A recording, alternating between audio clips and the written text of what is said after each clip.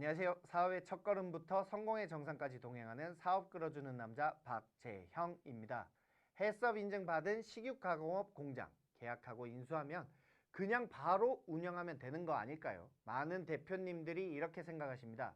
해썹 인증도 이미 받아놨다는데 그냥 물려받으면 되는 거 아니야? 오늘은 바로 그 생각 때문에 계약 후 완전히 패닉 상태에 빠지셨다가 저와 함께 처음부터 끝까지 다시 세팅을 해서 무사히 해썹 인증을 유지하고 정상 운영까지 하게 된 실제 사례를 말씀드리겠습니다. 대표님은 식육가공업 해썹 인증 공장을 인수하셨습니다. 해썹 인증까지 받아놓은 공장이니까 그냥 운영만 하면 되겠거니 하셨던 거죠. 그런데 막상 계약을 마치고 나서야 현실이 보이기 시작했습니다. 해썹이 뭔지, 서류들은 어떻게 관리되는 건지, 지금 당장 뭘 해야 하는 건지 아무것도 모르는 상태에서 덩그러니 공장만 손에 쥔 겁니다. 그래서 부랴부랴 알아보다가 저한테 연락이 온 겁니다. 행정사님, 계약은 했는데요. 이제 뭘 어떻게 하면 되나요? 일단 급한 불부터 껐습니다. 식육가공업 인허가 양도양수부터 진행을 했고 해썹 인증서의 명의도 새 대표님으로 변경을 했습니다. 여기까지는 절차의 문제니까 해결이 됩니다. 진짜 문제는 그 다음이었습니다. 기존 업체에서 받아온 해썹 서류를 열어봤는데 솔직히 말씀드리면 믿기가 어려운 수준이었습니다. 최근에 해썹 인증을 받았다고 하는데 서류 내용은 뒤죽박죽이고 있어야 할 내용들이 군데군데 빠져 있었습니다. 어떻게 이 서류로 심사를 통과했는지가 의문일 정도였죠. 그런데 더 큰 문제가 있었습니다. 기존 업체가 생산하던 제품과 새 대표님이 만들려는 제품이 완전히 달랐던 겁니다. 기존에는 고기에 양념을 해서 가열까지 하는 제품을 만들었습니다. 그리고 이 대표님은 생고기에 양념만 해서 그대로 납품하는 방식이었고요. 이게 왜 문제냐고요.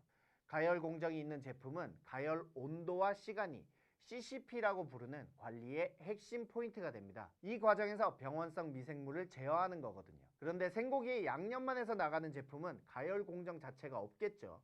CCP 포인트 자체가 완전히 달라지는 겁니다.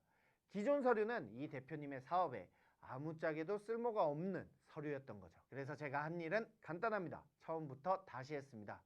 우선 생산할 이유가 없는 기존 제품들은 전부 정리했습니다. 실제로 만들 제품들 위주로 해썹 기준을 새로 설계하고 생고기 양념육에 맞는 CCP 포인트를 다시 잡았습니다. 기준서와 관리 서류도 전반적으로 싹 리모델링을 했고요.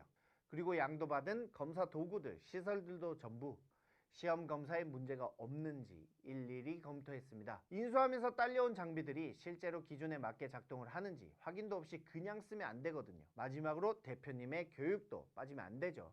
해썹 인증을 유지한다는 게 서류를 갖춰두는 게 전부가 아닙니다. 매일 어떻게 기록하고 어떻게 관리를 하고 문제가 생겼을 때 어떻게 대응하는지 이걸 운영하는 사람이 알아야 해썹이 굴러갑니다. 결과는 어떻게 됐을까요? 해썹 인증 기준을 완전히 새로 세팅하고 대표님이 실제로 운영할 수 있는 상태로 만들어서 무사히 해썹 인증을 유지하고 정상 운영에 들어갔습니다. 오늘 사례에서 꼭 기억하셨으면 하는 게 있습니다.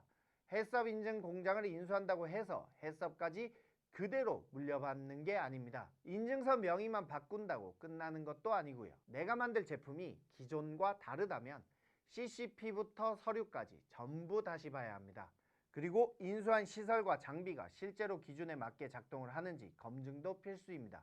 이걸 모른 채로 그냥 운영하다가 재심사에서 부적합이 나오거나 행정처분을 받게 되면 그때는 돌이키기가 훨씬 어렵습니다.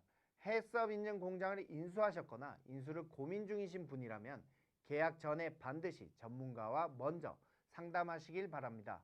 해썹 기초 가이드북이 필요하신 분은 영상 하단 링크에서 무료로 받아가세요. 해썹이 처음이라 막막하신 분들께 실질적인 도움이 될 겁니다. 그 전에 구독과 좋아요는 필수인 거 아시죠? 이상으로 사업 끌어주는 남자 박재형이었습니다. 감사합니다.